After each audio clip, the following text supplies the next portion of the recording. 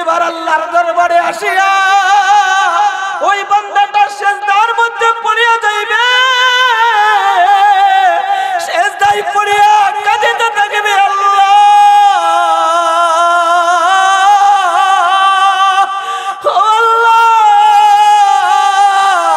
তোমার দয়া ব্যতীত, তোমার ক্ষমা ব্যতীত জান্নাতে যাওয়ার কোনো রাস্তা নাই, কোনো রাস্তা নাই। আল্লাহ আপনি যদি মাফ না করেন, আপনি যদি দয়া না করেন, তাহলে আমি জান্নাতে যাইতে পারবো না। তখনই আল্লাহ রাব্বুল আলামিন ঘোষণা করবেন, ও ফেরেশতারা দেখো সে তার ভুলটা বুঝতে পারলো। ও দোস্ত, এই যে ঘটনাটা বলার উদ্দেশ্য হইল আল্লাহর নবী যে এই হাদিসটা বর্ণনা করেছেন এটা আমাদেরকে শিক্ষা দেওয়ার জন্য। এই হাদিসটা দিয়া সাহাবায়ে কেরামদেরকে শিক্ষা দিলেন, সাহাবায়ে কেরাম রে, আমলের বিনিময়ে জান্নাতে যাওয়া যাবে না যদি আল্লাহর রহমত যদি তোমাদের উপর না থাকে। আল্লাহ রাব্বুল আলামিনের রহমত থাকতে হবে, অর্থাৎ আল্লাহর ক্ষমা যদি আমাদের উপর না থাকে তাহলে জান্নাতে যাওয়া যাবে না। এই জন্য আল্লাহ রাব্বুল আলামিন বলেন, যদি তোমরা আমার পয়গম্বর আরবি মুহাম্মাদুর রাসূলুল্লাহ সাল্লাল্লাহু আলাইহি ওয়াসাল্লামের অনুসরণ আর অনুকরণ যদি তোমরা করো, তাহলে তোমরা এক নাম্বার তোমাদেরকে আল্লাহ ভালোবাসবে, দুই নাম্বার হলো ওয়ায়াগফিরু লাকুম, আল্লাহর প্রিয় বান্দা আর বান্দিরে আল্লাহ সব গুনাহ মাফ করিয়া দিবে।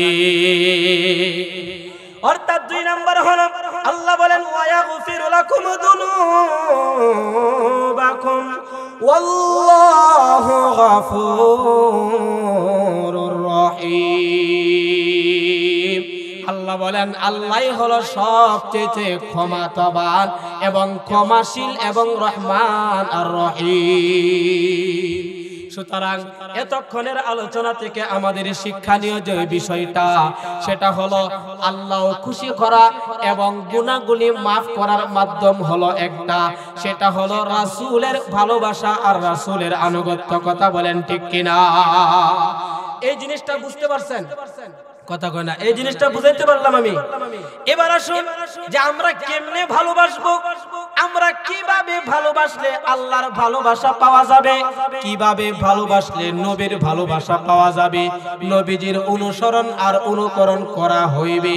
এটা হলো আমাদের দুই নাম্বার পয়েন্ট। আর এটাও যদি আমি আপনাদের সামনে কুরআনুল কারীমের সূরা তাওবার 33 নম্বর আয়াতের ভিতরে আল্লাহ রাব্বুল আলামিন বলেন, কুল ইন কানা আবাউকুম ওয়া আবনাউকুম ওয়া ইখওয়ানুকুম وأزواجكم وعشيرتكم وأموال اقترفتموها وتجارة تخشون كسادها ومساكن ترضونها أحب إليكم من الله ورسوله وجهاد في سبيله فتربصوا حتى يأتي الله بأمره والله لا يهدي القوم الفاسقين।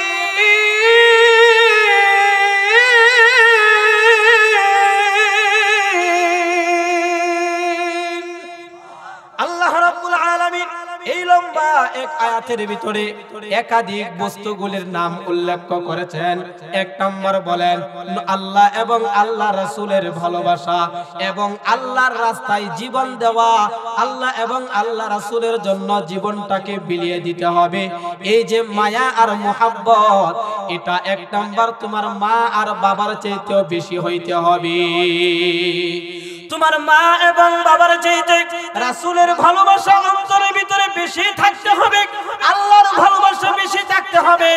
আল্লাহর জন্য জীবন দেওয়ার জন্য প্রস্তুতি গ্রহণ করা, ফি সাবিলিল্লাহ, জিহাদের জন্য এই জিহাদের মায়া আর মহব্বত অন্তরের ভিতরে বেশি থাকতে হবে। যদি আমরা রাখতে পারি তাহলে হলো 1 নাম্বার মা এবং বাবার চাইতে বেশি ভালোবাসা হতে হবে। আপনাদের প্রশ্ন হতে পারে, হুজুর মা আর বাবার চাইতে আবার আল্লাহ রাসূলকে কেমনে বেশি ভালোবাসবো? প্রশ্নটা আসে কি আসে না? জয়নগর, সুতির পার, আমতলা, বাইতুল ওয়াদুদ জামে মসজিদ ও যুব সংঘের উদ্যোগে ও কবরবাসীর রুহের মাগফিরাত কামনায় ৫ম বার্ষিকী ওয়াজ ও দুয়ার মাহফিলে রাত বাজে এখন মাত্র 10টা, একটু বাড়ি হয়েছে। তো এই সময়ের ভিতরে যে আল্লাহ তাআলা আমাদেরকে মায়া করে মোহাব্বত করে এখানে আমরা যে থাকতে পারলাম, এতে আপনারা খুশি না বেজার? যে পরিমাণ খুশি এই অনুপাতে শুকরিয়ার আওয়াজটুকু বলি আলহামদুলিল্লাহ। আমি আপনাদের সামনে কুরআনুল কারীমের 2 জায়গা থেকে আয়াতে কারিমা তেলাওয়াত করছি। ভাবতেছি যে কোন বিষয়ে আলোচনা করব। তো সময়ও তেমন একটা পাওয়া যাবে না, আধা ঘন্টার সময় আছে। তো এর ভিতরে প্রধান বক্তা আসলে ইনশাআল্লাহ উনি আলোচনা করবেন। উনি আসতেছেন, রাস্তায় আছে। আল্লাহ তাআলা সহি সালামতে আসার তৌফিক দান করুন, সবাই বলেন আমিন। তো আমি প্রথম যে তেলাওয়াতকৃত আয়াত, এই বিষয়টা নিয়ে আলোচনা করি। এই বিষয় থেকে আমরা যে জিনিসটা শিখব, নাম্বার 1, যে আল্লাহকে সবাই আমরা পেতে চাই। সবাই চায় যে আমার জন্য আল্লাহ হয়ে যাক, আল্লাহ আমার উপর সন্তুষ্ট হয়ে যাক। এটা যুবকরা যেরকম চায়, বৃদ্ধরাও চায়, মহিলারাও চায়, সবাই চায় যে আমাদের রব যেন আমাদের উপর সন্তুষ্ট হয়ে যায়। এটা চাই কি চাই না? এটা সবাই চাই। এই চাওয়া পাওয়াটা আমাদেরও আছে না নাই? কথা বলেন, আছে না নাই? আমাদেরও আছে। এখানে যারা আছেন অধিকাংশই তো আমার এলাকার গ্রামের মানুষ। তো আপনারা তো আর যাইবেন না, এই জন্য মনের একটা সাহসও আছে। তো আল্লাহকে কিভাবে পাওয়া যায় এই বিষয়টা নিয়ে আমি আলোচনা করব ইনশাআল্লাহ। তো আল্লাহ পাইতে আমরা রাজি আছি না নাই? কথা বলেন, আছে না নাই? তো আমি যে আয়াতে কারিমা সূরা আলে ইমরানের 31 নম্বর আয়াতে কারিমা তেলাওয়াত করেছি, আর সূরা লুকমান থেকে তেলাওয়াত করেছি। লুকমানের আলোচনাটা করলে একটু সময়ের দরকার, ঘন্টাখানেক দরকার, এই কারণে এটা বাদ দিয়া দিলাম। প্রথম আলোচনাটা ধরলাম। তো এই আয়াতের ভিতরে আল্লাহ বলেন কুল, মনোযোগ দিয়া শুনবেন। 1 নম্বর কুল, ওগো নবীজি আপনি বলুন, ইন কুনতুম তুহিব্বুনাল্লাহ, যদি তোমরা আল্লাহকে ভালোবাসো, আল্লাহকে যদি তোমরা পেতে চাও। এই চাওয়া পাওয়াটা আমাদের আছে না নাই? সকলেরই কিন্তু এটা আছে। এরপরে বলেন তার মাধ্যমটা কেমনে? বলে ফাত্তাবিউনি, নবীজি বলতেছেন যে আমার অনুসরণ করো। মানে আল্লাহ নবীজির জবান দ্বারা বলাইতেছেন কথাটা, ওগো নবীজি আপনি বলুন, যদি তোমরা আল্লাহ পেতে চাও, আল্লাহকে খুশি করতে চাও, তাহলে আপনি বলুন ফাত্তাবিউনি, ও দুনিয়ার মানুষেরা তোমরা আমি নবীর অনুসরণ আর অনুকরণ করো। বলেন সুবহানাল্লাহ। তাহলে সহজ ভাষায় কুরআন থেকে আমরা যেটা পাইলাম সেটা হলো, আল্লাহকে পেতে হলে নবীকে মাধ্যম বানাইতে হবে। মানে নবীর আদর্শ ব্যতীত আল্লাহ পাওয়া সম্ভব, কথা কই না, সম্ভব না। তাহলে আল্লাহ পাইতে গেলে নবী দরকার, আছে না নাই? আছে। আর নবী পাইতে গেলেও আল্লাহর দরকার, আছে না নাই? আছে। এখানে একটা বিষয় মনে রাখবেন, স্রষ্টা হলেন আল্লাহ, মানে যিনি সৃষ্টি করেন উনাকে বলা হয় স্রষ্টা। তো স্রষ্টা হলেন আল্লাহ, আর সৃষ্টি কিন্তু আমাদের নবী। তো অনেকে আছে অতি আবেগ দেখাইতে যাইয়া নবীরে আল্লাহর চাইতেও বেশি মূল্যায়ন করতে চায়, আছে না নাই? এটা হলো আবেগে করে, বিবেকে না। কারণ বিবেক দ্বারা যদি চিন্তা করে তাহলে এটা আসে, কারণ সন্তানের চাইতে মা বাবার চাইতে সন্তান আগে আসে না, মা বাবার মাধ্যমে পৃথিবীতে সন্তান আসে। এখন যদি কেউ বলে যে না হের মা বাবা নাই, হের মা বাবা মানি না, এটা মুখে বলা যায় মানি না, কিন্তু কাজে কর্মে তো মানতেই হবে, কারণ মা বাবার মাধ্যমে তো আমি আসলাম দুনিয়াতে। কথাটা বুঝাইতে পারলাম? হ্যাঁ, তাহলে আল্লাহকে পেতে হলে রাসূলকে ধরতে হবে। এখন রাসূল তো আমাদের নাই, দুনিয়াতে নাই, কিন্তু ওনার আদর্শ আছে না নাই? কথা কয় না, আছে না নাই? আল্লাহ রাসূল সাল্লাল্লাহু আলাইহি ওয়াসাল্লামের আদর্শ আছে, সুন্নত আছে। উনি কিভাবে হাঁটতেন এটাও আমাদের পৃথিবীর বুকে আছে। উনি কিভাবে ঘুমাইতেন এটাও আমাদের সামনে আছে। উনি কিভাবে কথা বলতেন এটাও আমাদের সামনে আছে। উনার যত চরিত্র আছে, উনার জীবনী যেটা আছে, আল্লাহ রাব্বুল আলামিন এই কুরআনের ভিতরে এটা ঢুকাইয়া দিছে। এই জন্য সাহাবায়ে কেরাম হযরতে আয়েশা রাদিয়াল্লাহু তাআলা আনহাকে প্রশ্ন করলেন, ও আয়েশা, রাসূলের চরিত্র কেমন ছিল? রাসূলের চরিত্রটা কেমন ছিল? আল্লাহর হাবিবের স্ত্রী আয়েশা রাদিয়াল্লাহু তাআলা আনহা বলেন, হাদা খুলুকুল কুরআন। চিল্লা বলেন সুবহানাল্লাহ। আয়েশা সিদ্দিকা রাদিয়াল্লাহু তাআলা আনহা বলেন, এই যে কুরআনুল কারীমটা আছে এটাই হলো রাসূলের চরিত্র। অর্থাৎ কুরআনে যা আছে তার বাস্তবায়ন আমার আপনার নবী এটা দুনিয়ার বুকে করিয়ে তিনি দেখাইয়া গেছেন। তাহলে আল্লাহকে যদি পেতে হয়, আল্লাহকে যদি সন্তুষ্ট করতে হয়, আল্লাহকে যদি আমরা পাইতে চাই, তাহলে রাসূলের সুন্নতের অনুসরণ আর অনুকরণ করতে হবে। কথা বলেন ঠিক কিনা? আর আমাদের আল্লাহকে পেতেই হবে, পেতেই হবে। তার কারণ হলো জান্নাতের মালিক হলেন আল্লাহ, জাহান্নামের মালিক হলেন আল্লাহ, হায়াতের মালিক হলেন আল্লাহ, মওতের মালিক হলেন আল্লাহ। যা কিছু আছে আসমান জমিনের মালিক। আওয়াজ দিয়ে বলেন কে? এ সাত আসমান বানাইছেন কে? সবাই কয় না কে? এ সাত তবক জমিন বানাইছেন কে? ও দোস্ত, এরকম আরো 7টা আসমান আছে। এখান থেকে যে আসমানটা আমরা তাকাইয়া দেখি, এটা তো আমরা সরাসরি আসমান কিন্তু দেখতে পাই না। আজও পর্যন্ত কোনো বিজ্ঞানী আসমানে যাইতে পারে নাই। চিল্লা বলেন সুবহানাল্লাহ।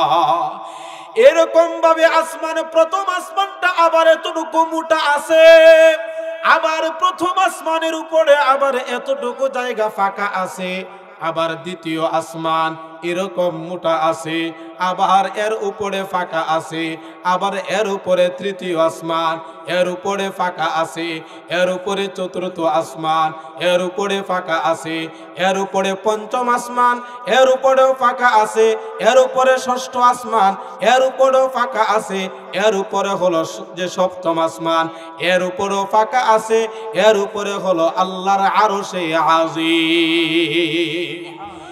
অর্থাৎ আমরা শুধুমাত্র দেখি দুনিয়া, আসলে শুধুমাত্র এই দুনিয়া নয়। আমরা যদি এই দুনিয়াটারে নিয়েও যদি চিন্তা করি, তাহলে কাফের মুশরিক বেঈমান ডক্টর মরিস বুখাইরি যেরকম ভাবে চিন্তা করিয়া এই জিনিসগুলি নিয়ে যখন চিন্তা করলো, বাধ্য হইল যে আল্লাহ একজন আছে, উনার সাথে কোনো শরীক নাই। তাই ডক্টর মরিস বুখাইরি কালিমা পড়ে মুসলমান হয়ে যায়। এই জন্য আমার ভাই, এই আল্লাহকে আমাদের দরকার। এই 7 তবক এরকম জমিন আছে, আমরা তো একটা জমিনের উপরে বসবাস করি। পৃথিবীটা সামান্য ছোট, চিন্তা করেন তাহলে আমার আল্লাহর ক্ষমতা কত বড়।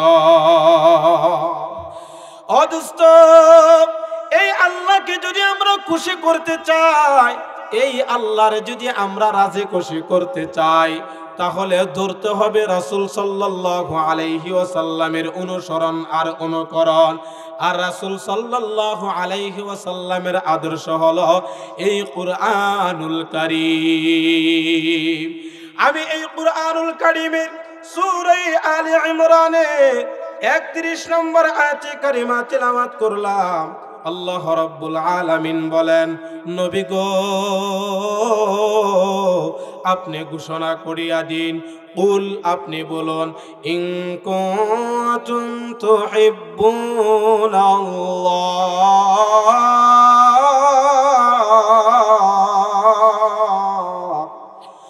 ফাত্তাবিউনি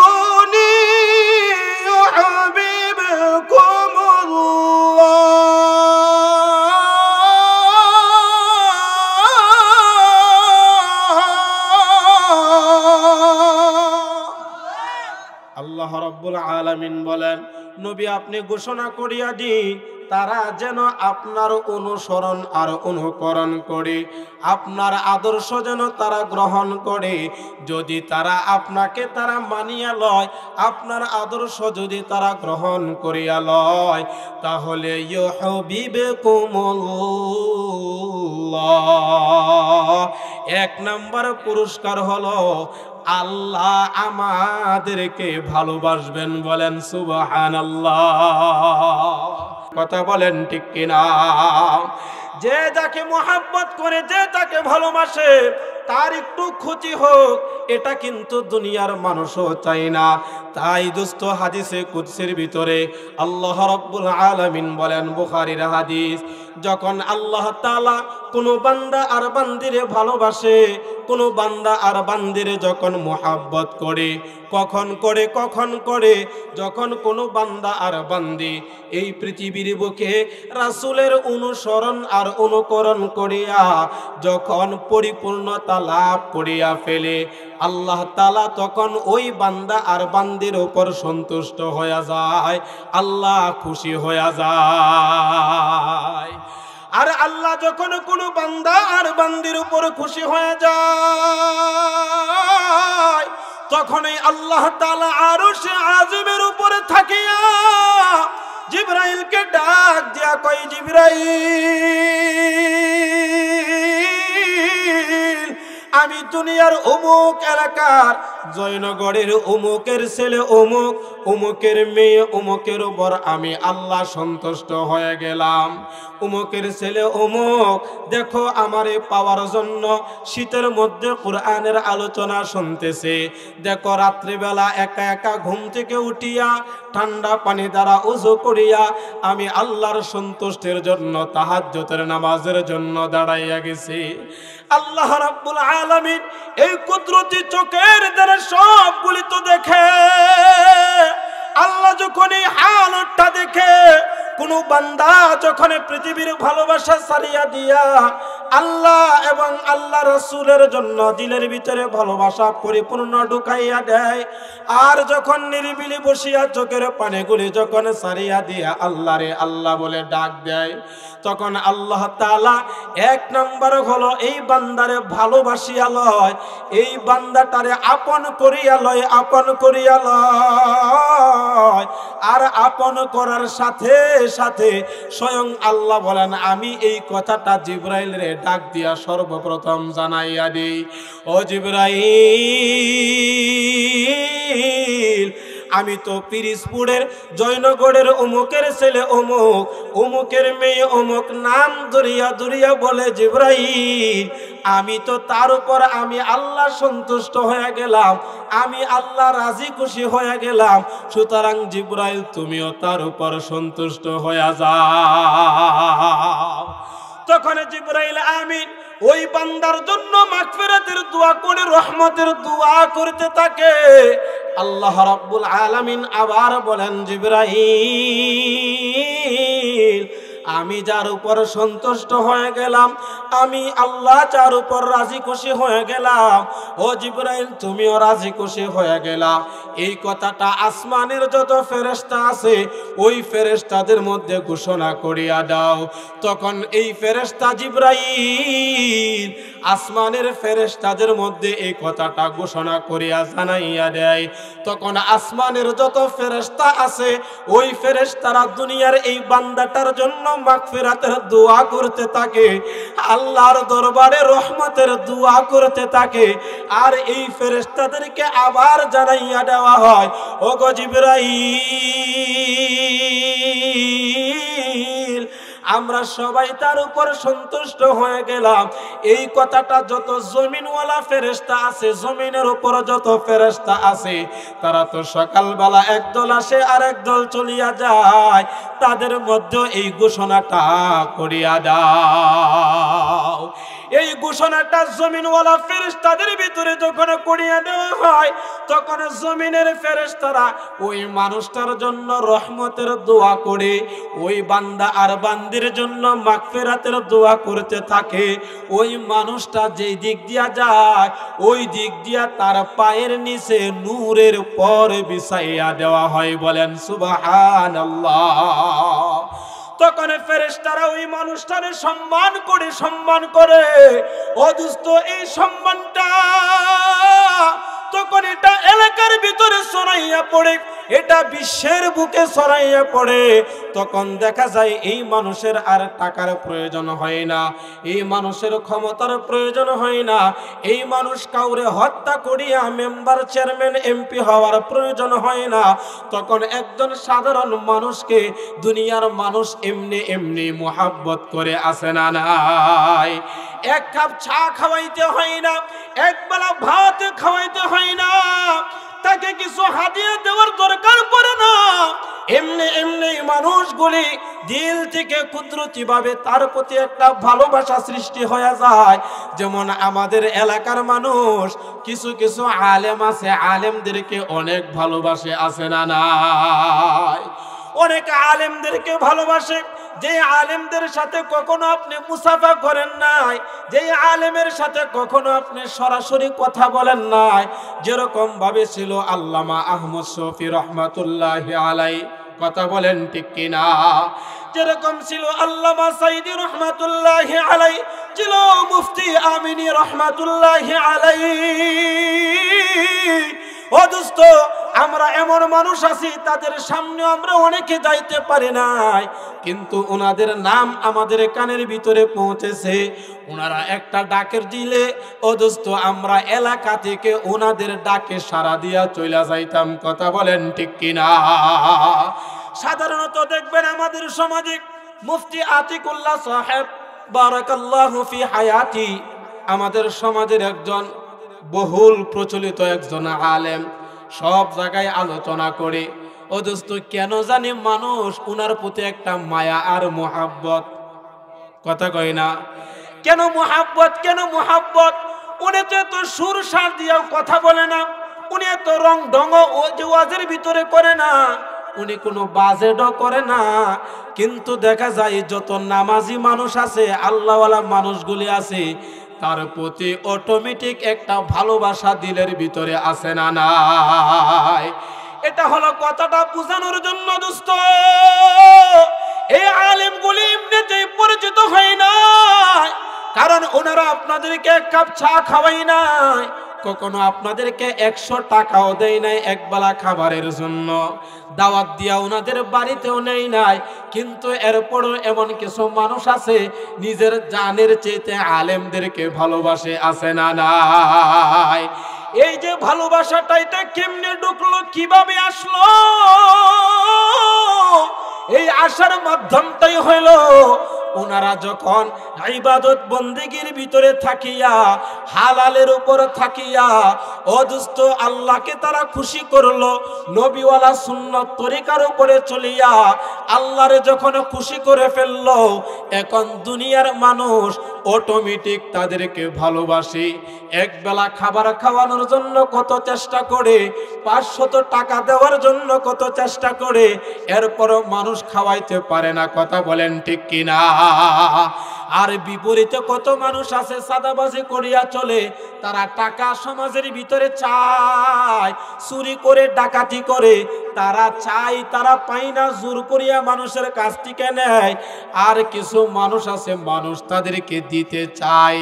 এটা কেন হয়? কেন হয়? এই হাদিসে কুদসির সাথে তাদের একটা মিল পাওয়া যায়। ও দোস্ত, আপনারাও যদি আল্লাহ রাব্বুল আলামিনকে পেতে চান, তাহলে রাসূলের আদর্শ যদি আপনারাও মানতে পারেন, আমাদের জিন্দেগিটাকে যদি আমরা সুন্নতের উপর চালাইতে পারি, ও দোস্ত দেখবেন আমাদের সম্মান আল্লাহ দুনিয়াতেও বাড়াইয়া দিবে, কবরের জিন্দেগিতেও বাড়িয়া যাইবে। হাসরের দিন বিশ্বনবী মুহাম্মদুর রাসূলুল্লাহ সাল্লাল্লাহু আলাইহি ওয়াসাল্লামের সাথে হাসর হবে। আল্লাহ এই কথাটাই এখানে বলেন, ফাত্তাবিউনি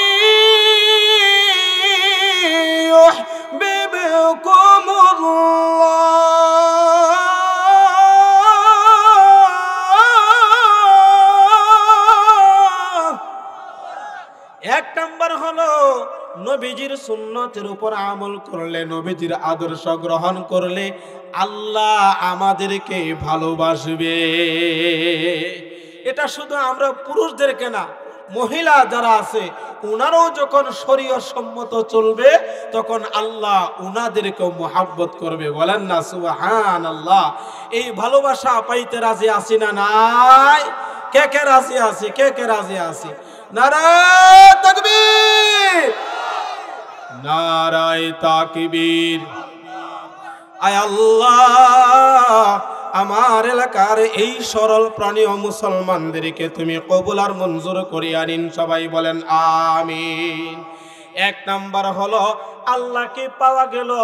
2 নাম্বার হলো যখন কোনো মানুষ এই নবীজির আনুগত্য স্বীকার করিয়া নেয়, জীবনে যখন বাস্তবায়ন করিয়া নেয়, 2 নাম্বার লাভ হলো, 1 নাম্বার আল্লাহ আমাদেরকে ভালোবাসবেন, 2 নাম্বার লাভ হলো আল্লাহ বলেন ওয়ায়াগফির লাকুম যুনুবাকুম। চিল্লা বলেন আল্লাহু আকবার। আমরা যার জন্য সব সময় দৌড়াই, আমরা যার জন্য এই মাহফিলের আলোচনা করি, আমরা যার জন্য এত টাকা খরচ করিয়া এই মাহফিলের আয়োজন করলাম, আমরা যার জন্য মসজিদে যাইয়া নামাজ পড়ি, আমরা দান খায়রাত গুলি করি, আমরা মসজিদ বানাই, মাদ্রাসা বানাই, এর একমাত্র উদ্দেশ্য হলো আল্লাহ নি আমাদের গুনাহগুলি মাফ করিয়া দেই। কথা বলেন ঠিক কিনা?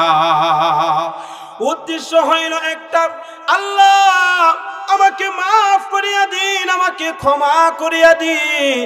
এই ক্ষমার জন্য, মাফের জন্য আমরা সব কিছু করি।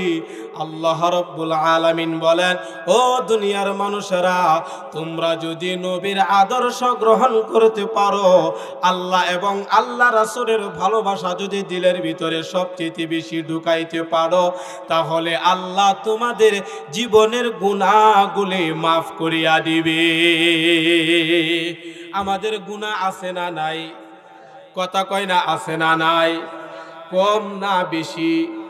হিসাব করলে তো দেখা যাবে দোস্ত, এমন গুনাহ আমাদের দ্বারা হয়েছে, এই সমাজের এলাকার মানুষ যদি ওইগুলি জানতো, আল্লাহ যদি ওইগুলি প্রকাশ করিয়া দিত, তাহলে আমরা এলাকার ভিতরে চেহারা দেখাইতে পারতাম না।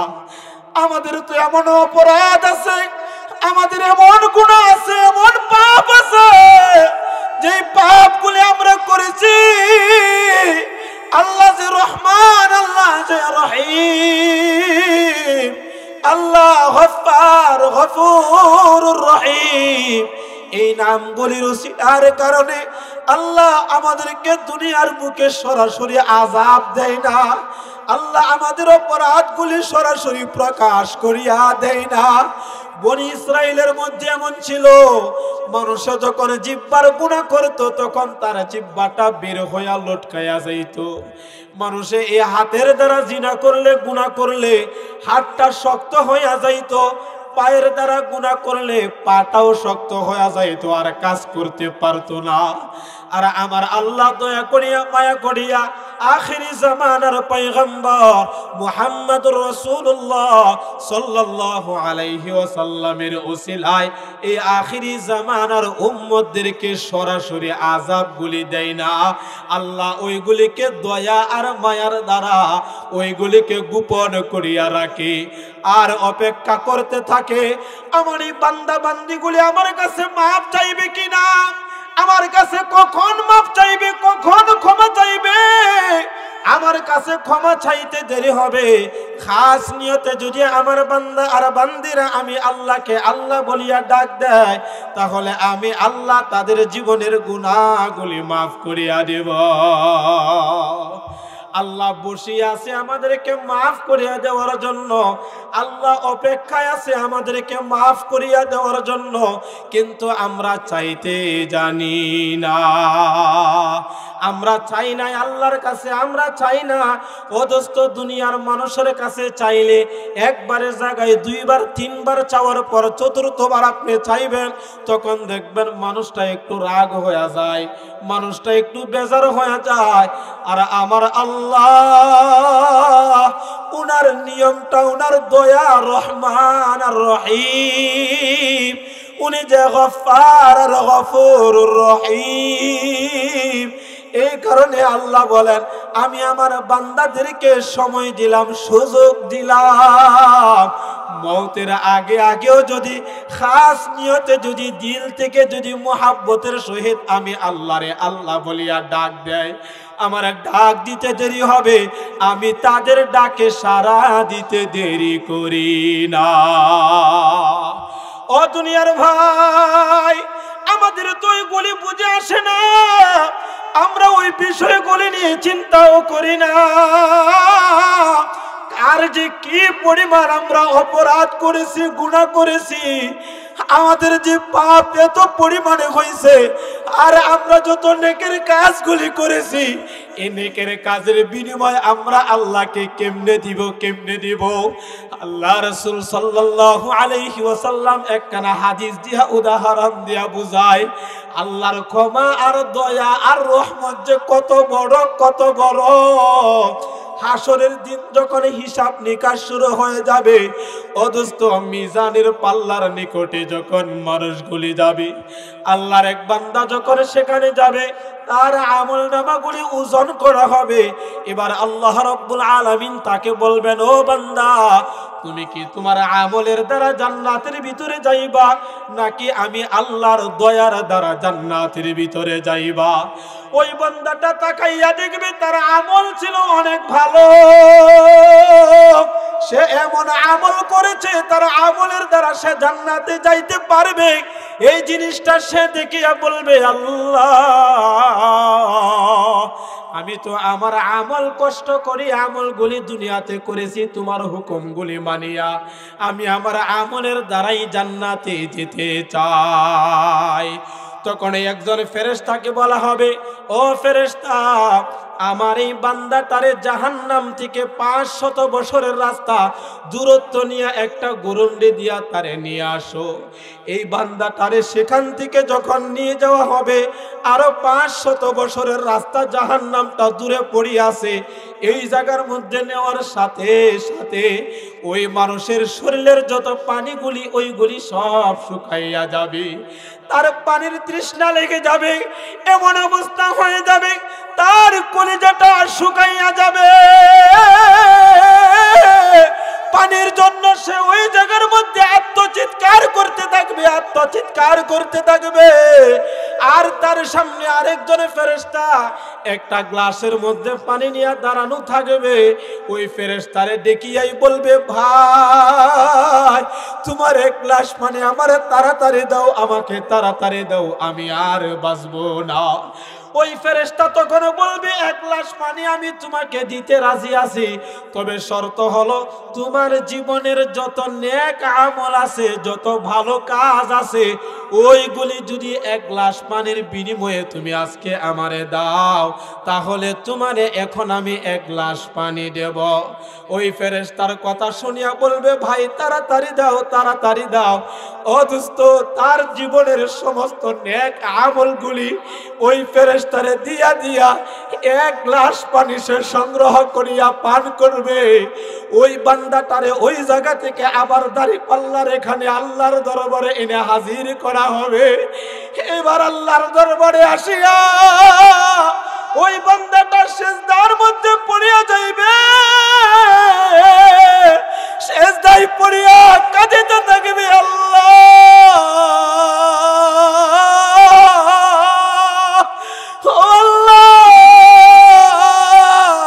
তোমার দয়া ব্যতীত, তোমার ক্ষমা ব্যতীত জান্নাতে যাওয়ার কোনো রাস্তা নাই, কোনো রাস্তা নাই।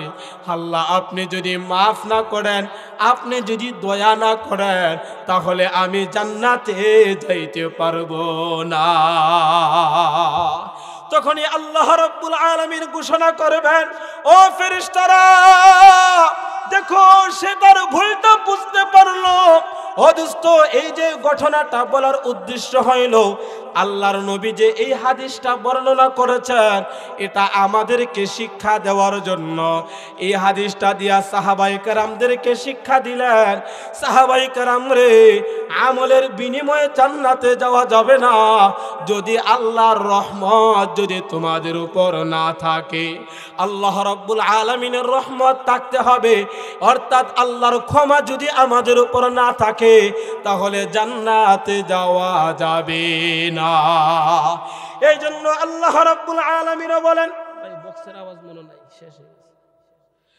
এই জন্য আল্লাহ রাব্বুল আলামিন বলেন, যদি তোমরা আমার পয়গম্বর আরবি মুহাম্মাদুর রাসূলুল্লাহ সাল্লাল্লাহু আলাইহি ওয়াসাল্লামের অনুসরণ আর অনুকরণ যদি তোমরা করো, তাহলে তোমরা 1 নাম্বার তোমাদেরকে আল্লাহ ভালোবাসবে, 2 নাম্বার হলো ওয়ায়াগফিরু লাকুম, আল্লাহর প্রিয় বান্দা আর বান্দিরে আল্লাহ সব গুনাহ মাফ করিয়া দিবে।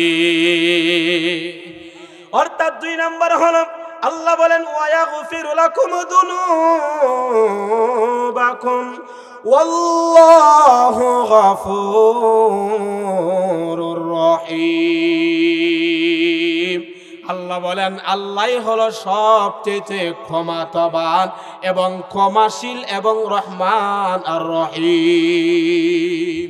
সুতরাং এতক্ষণের আলোচনা থেকে আমাদের শিক্ষণীয় যে বিষয়টা, সেটা হলো আল্লাহ খুশি করা এবং গুনাহগুলি মাফ করার মাধ্যম হলো একটা, সেটা হলো রাসূলের ভালোবাসা আর রাসূলের আনুগত্য। কথা বলেন ঠিক কিনা? এই জিনিসটা বুঝতে পারছেন? কথা কয় না, এই জিনিসটা বুঝাইতে পারলাম আমি। এবার আসুন যে আমরা কেমনে ভালোবাসবো, আমরা কিভাবে ভালোবাসলে আল্লাহর ভালোবাসা পাওয়া যাবে, কিভাবে ভালোবাসলে নবীর ভালোবাসা পাওয়া যাবে, নবীজির অনুসরণ আর অনুকরণ করা হইবে। এটা হলো আমাদের 2 নাম্বার পয়েন্ট। আর এটাও যদি আমি আপনাদের সামনে কুরআনুল কারীমের সূরা তাওবার 33 নম্বর আয়াতের ভিতরে আল্লাহ রাব্বুল আলামিন বলেন, قل إن كان آباؤكم وأبناؤكم وإخوانكم وأزواجكم وعشيرتكم وأموال اقترفتموها وتجارة تخشون كسادها ومساكن ترضونها أحب إليكم من الله ورسوله وجهاد في سبيله فتربصوا حتى يأتي الله بأمره والله لا يهدي القوم الفاسقين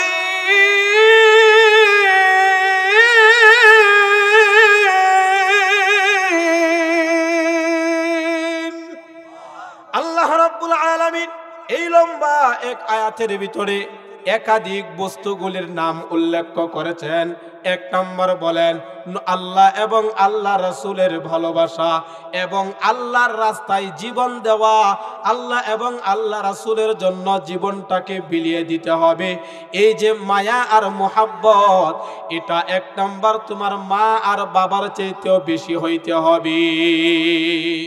তোমার মা এবং বাবার চাইতে রাসূলের ভালোবাসা অন্তরের ভিতরে বেশি থাকতে হবে, আল্লাহর ভালোবাসা বেশি থাকতে হবে, আল্লাহর জন্য জীবন দেওয়ার জন্য প্রস্তুতি গ্রহণ করা ফি সাবিলিল্লাহ, জিহাদের জন্য এই জিহাদের মায়া আর মোহাব্বত অন্তরের ভিতরে বেশি থাকতে হবে। যদি আমরা রাখতে পারি তাহলেই হলো এক নাম্বার মা এবং বাবার চাইতে বেশি ভালোবাসা হতে হবে। আপনাদের প্রশ্ন হতে পারে হুজুর, মা আর বাবার চাইতে আবার আল্লাহ আল্লাহ রাসূলকে কেমনে বেশি ভালোবাসবো? প্রশ্নটা আসে কি আসে না? কথা কয় না, আসে কি আসে না? বলে এরকম কোনো উপমা আসেনি, এরকম কোনো উদাহরণ পৃথিবীর বুকে আসে না নাই? হুজুর যদি একটু বলতেন। হা ও দোস্ত, শুধু আল্লাহ আর আল্লাহ রাসূলের ভালোবাসা আপন মা আর বাবা নয়, আপন মা আর বাবা এই আয়াতের ভিতরে আরো 7টা বস্তুর কথা উল্লেখ করেছেন। এক নাম্বার শুনুন, মা আর বাবা, ভাই এবং বোন, আপন স্ত্রী যারা আছে, আল্লাহ রাব্বুল আলামিন বলেন ওদের চাইতে বেশি ভালোবাসা অন্তরের ভিতরে বেশি থাকতে হবে। এরকম ভালোবাসা কার ছিল? অজস্র বেলালে হাবশির ঘটনা আপনারা শুনেছেন, আম্মার ইবনে ইয়াসির রাদিয়াল্লাহু তাআলা আনহুমার ঘটনা শুনেছেন, হযরত সুমাইয়া রাদিয়াল্লাহু তাআলা আনহার ঘটনা শুনেছেন। ওনারাও ছিল মুসলমান আর আমরা হইলাম মুসলমান। উনাদের ঈমানের সাথে যদি আমাদের ঈমানের তুলনা করি, অথচ আমরা তো দেখি আমাদের ভিতরে নেফাকে ভরা, আমাদের ভিতরে ফাসিকি ভরা, আমাদের ভিতরে হলো মুনাফিকি বেশি। এই কারণে আল্লাহ এই আয়াতটার শেষে বলেন ওয়াল্লাহু লা ইয়াহদিল কওমাল ফাসিকিন, যারা ফাসিক আল্লাহ তাদেরকে হেদায়েত দেখান না, হেদায়েতের পথ আল্লাহ তাদেরকে দেখায় না। এখন আমাদের ভিতরে এই নেফাকিটা সবচেয়ে বেশি। আমাদের কথা কাজে মিল নাই, মুখে বলি একটা, কাজে করে হইলাম আরেকটা। আর সাহাবায়ে কেরাম জবানে যা বলেছেন অন্তরের ভিতরে তাই ছিলেন, অন্তরে যা ছিল জবানের ভিতরে তাই ছিল। এই জন্য সাহাবায়ে কেরামের আদর্শকেও সুন্নত বলা হয়, সাহাবায়ে কেরামের কথাকে সুন্নত বলা হয়। সাহাবায়ে কেরামের কথা আর রাসূলের কথা সমানভাবে মর্যাদা দেওয়ার জন্য রাসূল যেরকম ভাবে তিনি কথাগুলি বলেছেন, উনার কথাকে যেরকম ভাবে আমাদের আদর্শ, রাসূল এবং সাহাবায়ে কেরামের কথাগুলিও আমাদের জন্য আদর্শ। আল্লাহ রাসূলের একজন সাহাবী ছিল, তার নাম ছিল যায়েদ ইবনে হারেসা। এই যায়েদ ইবনে হারেসা, উনার নাম মধ্যস্থলে ছিল যায়েদ ইবনে মুহাম্মদ, অর্থাৎ বাবার নামটা কাটিয়া নবীজি যায়েদকে বলছিলেন কাবা শরীফের সামনে মক্কার লোকদেরকে সাক্ষী রাখিয়া বলছিলেন, ও কাবার বাসীরা শোনো, ও কুরাইশ বাসীরা শোনো, এই যে যায়েদ, এই যায়েদকে তোমরা যায়েদ ইবনে হারেসা আজকের থেকে আর বলবা না, এই যায়েদকে তোমরা এখন যায়েদ ইবনে মুহাম্মদ বলিয়া ডাকবা। বলেন সুবহানাল্লাহ। অর্থাৎ নবীর ছেলে বলিয়া যায়েদকে সম্বোধন করবা, নবীর ছেলে, নবীজির ছেলে। যায়েদের আব্বার নাম বলবা মুহাম্মাদুর রাসূলুল্লাহ সাল্লাল্লাহু আলাইহি ওয়াসাল্লাম। অর্থাৎ নবীর ছেলে বলিয়া স্বীকৃতি দিল। এটা তো সাধারণ কোনো বিষয় না, সাধারণ কোনো বিষয় না। কেমনে পাইল? হযরত যায়েদ ইবনে হারেসা বয়স যখন তার মাত্র 8 বছর সই একটু কম আর বেশি, তখন তিনার আম্মার নাম হলো সৌদা বিনতে সালাবা। উনার আম্মার সাথে বাবার বাড়ি থেকে নানার বাড়ির দিকে যাইতেছে। আর তখনকার সময় মরুভূমি দিয়া যখন তারা সফর করে, তারা দল বাদিয়া যাইতো। তার কারণ হলো মরুভূমিতে ডাকাতি হইতো, চুরি হইতো। আল কাইন নামের একটা গোত্র ছিল, ডাকাতের দল। তারা শুধুমাত্র ডাকাতি করত। হযরত যায়েদ ইবনে হারেসা মায়ের সাথে কাফেলার বন্দী হইয়া নানার বাড়ির দিকে যাইতেছে। নানার বাড়ির নিকটবর্তী হয়ে গেছে। একটু আগে আগে উল আল কাইন গোত্রের লোকদের সাথে সাক্ষাৎ হয়ে গেল। ডাকাতের দল সেখানে দলবদ্ধ হইয়া দাঁড়াইয়া ওই কাফেলাটারে বন্দী করিয়া নিয়া ওই কাফেলার নারীদের কাছ থেকে স্বর্ণ অলংকার, কানের দুল বলেন, গলার চেন বলেন, ওই সমস্ত সব জিনিসগুলি সব নিয়ে গেল। টাকা পয়সা দিনার দিরহাম নিয়ে গেল। আর তখনকার সময়ে ছেলে মেয়ে বেচা কিনা হয়তো গোলামের একটা সমাজ ছিল। অদুস্ত ওই সময় যায়েদ ইবনে হারেসা মাকে সারিয়া দিল, কাফেলারে সারিয়া দিল। ওই কাফেলা থেকে কিছু নাবালেগ বাচ্চা, ওই বাচ্চাদেরকে নিয়ে গেল ডাকাতের দল, টাকা পয়সাও নিয়ে গেল। নিয়া ওই যায়েদ ইবনে হারেসারে উকাজের মেলার মধ্যে তুল্য বিক্রি করার জন্য ডাকাতের দল একজনের কাছ থেকে আরেকজন, আরেকজনের কাছ থেকে আরেকজন গোলাম হিসাবে যায়েদ ইবনে হারেসারে স্বীকৃতি পাইল।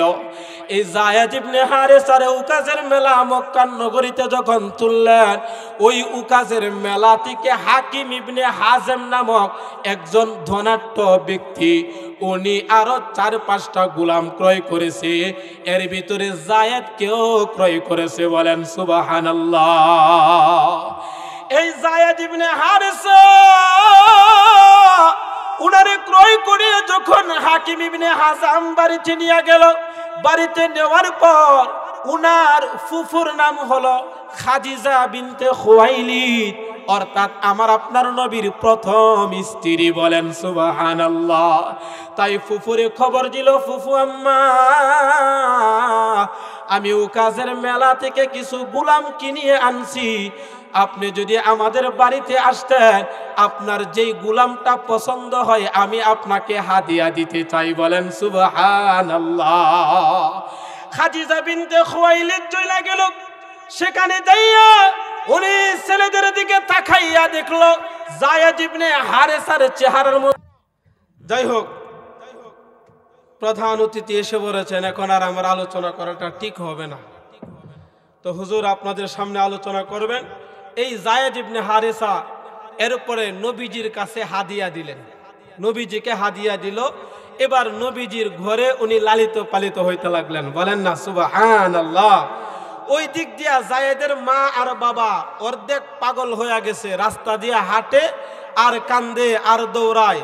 বাকাইতু আলা যাইদিন ওয়ালাম আদরি মা ফাআল, বাকাইতু আলা যাইদিন ওয়ালাম আদরি মা ফাআল। যায়েদের বাবা রাস্তা দিয়া দৌড়ায় আর কবিতে আগায়, হায়রে যায়েদ, তোমার জন্য আমরা কাঁদি, তোমরা জীবিত আছো না নাকি তুমি মৃত আছো এটা তো আমাদের জানা নাই। প্রতিদিন সকালবেলা সূর্য উদিত হয়, আবার সন্ধ্যার সময় সূর্যটা ডুবিয়া যায়। আর আমাদের কান্না যে শুরু হইল, এই কান্নার তো আর কোনো শেষ পাই না। যায়েদের বাবাও কান্দে, মাও কান্দে। এরকম ভাবে কাঁদিতে কাঁদিতে তাদের সময় পার হয়। যায়েদের বাবার বাড়ি থেকে কিছু লোক আসছিল হজ করার জন্য।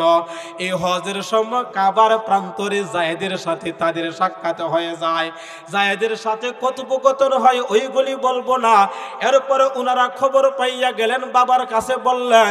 যায়েদের বাবা হারেসা টাকা পয়সা নিয়ে নবীর কাছে আসলেন, নবীজিকে বললেন। এবার নবীজির কাছে আসিয়া যখন বললেন, আল্লাহর নবীকে প্রস্তাব করলেন, ও মুহাম্মদ, আপনারা খুব ভালো বংশের মানুষ। নবীজির প্রশংসা করলেন, বললেন আমাদের সন্তান আপনার ঘরে যদি দিয়া দিতেন, বলে আপনার সন্তান যদি আপনাদের সাথে যেতে চায় আমাদের কোনো বাধা নাই। আপনার সন্তান যদি আমার সাথে থাকতে চায় তাহলে আপনারা জোর করিয়া নিতে পারবেন না। বলেন সুবহানাল্লাহ। নবীজি এত সুন্দর প্রস্তাব দেওয়ার পর যায়েদকে ঘর থেকে ডাক দিয়ে আনলো। এবারে যায়েদকে যখন বলল, ও যায়েদ, তুমি ইচ্ছা করলে বাবার সাথে যাইতে পারো, ইচ্ছা করলে থাকতেও পারো। যায়েদ ডাক দিয়া কয়, আমি নবী পয়গম্বর মুহাম্মদুর রাসূলুল্লাহ সাল্লাল্লাহু আলাইহি ওয়াসাল্লামের সাথে থাকতে চাই। বলেন না সুবহানাল্লাহ। যায়েদের বাবা বলে, ও যায়েদ, তুমি স্বাধীনতার জিন্দেগিটা বাদ দিয়ে তুমি গোলামিটাকে পছন্দ করলা কেন? কেন? যায়েদ ডাক দিয়া বলে, আমি যেই লোকের আন্ডারে আছি উনি সাধারণ কোনো মানুষ নয়, উনি হলেন বিশ্বনবী মুহাম্মদুর রাসূলুল্লাহ সাল্লাল্লাহু আলাইহি ওয়াসাল্লাম। আমার বাবা মায়ের চাইতেও বেশি আদর যত্ন তিনি আমারে করেছেন, আর ওনার ভালোবাসা আমার দিলের ভিতরে এত বেশি, আমি আমার মা আর বাবার চাইতেও ওনাকে আমি বেশি ভালোবাসি। এই বলে যখন বললেন, এরপর যায়েদ আর যাই নাই। এই যায়েদকে নবীজি ধরে কাবার প্রান্তর নিয়ে স্বীকৃতি দিছিলেন, আজকের থেকে তোমরা যায়েদকে বলবা যে যায়েদ ইবনে মুহাম্মদ। বলেন না সুবহানাল্লাহ। এরপর যখন আল্লাহ উদউহুম লিআবাইহিম হুয়া আকসাতু ইনদাল্লাহ, এই আয়াত যখন নাজিল করলেন যে তোমরা তোমাদের সন্তানদেরকে পিতৃ পরিচয়ে ডাকবা, এরপরে থেকে আবার যায়েদ ইবনে হারেসা তার নামটা সংযুক্ত করা হয়েছে। কথা আসলে আমি অনেক সংক্ষেপ করে এটা আমি বললাম। উদ্দেশ্য হইল যে আলোচনাটা আল্লাহকে পেতে হলে কাকে পেতে হবে? কথা কয় না, রাসূলকে। বলেন না কেন? কাকে পেতে হবে? রাসূলকে। আর রাসূলকে পাইলে আল্লাহ আমাদেরকে মুহাব্বত করবে, শুধু মুহাব্বত করবে, ভালোবাসবে না, আমাদের জীবনের গুনাহগুলিও মাফ করিয়ে দিবে। বলেন না সুবহানাল্লাহ। এই দুইটা বিষয়ে আলোচনা করলাম। আল্লাহ তাআলা বলনেওয়ালা শুননেওয়ালা আমাদের সবাইকে আমল করার তৌফিক দান করুন। সবাই বলেন আমিন।